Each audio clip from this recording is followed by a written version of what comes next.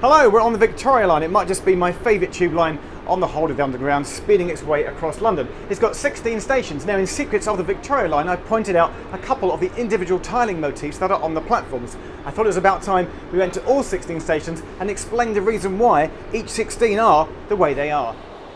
Starting at Brixton, the visual pun is easy to get. The tiles here represent a ton of bricks. BRIXTON, meaning Brixton.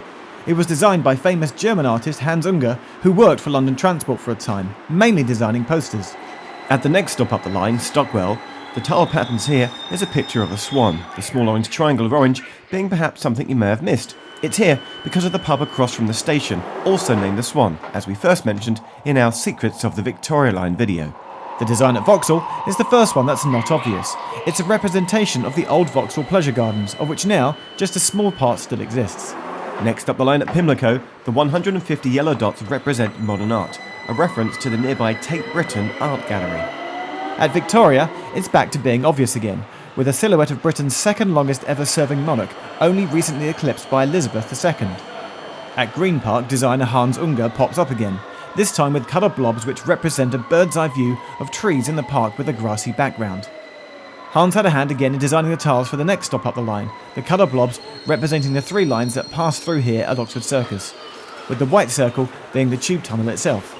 A nice touch is that these tiles are also represented up in the ticket hall area of the station too. At Warren Street, it's a Londoner's favourite. Yes, it's a warren, a maze, and one that you can actually solve if you have the time.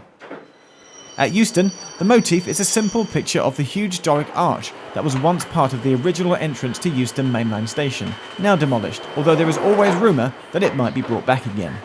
A simple one at King's Cross, yes, there is a cross, made of king's crowns. It really is that literal and straightforward. Moving on again, up the line to Highbury and Islington, and the tiles here depict the Highbury manor or castle that used to be here but was destroyed by a peasants' revolt in 1381. At Finsbury Park, the pair of dueling pistols are a reminder of the duelling that used to take place in the fields here at this location, when this area was outside the boundary of London.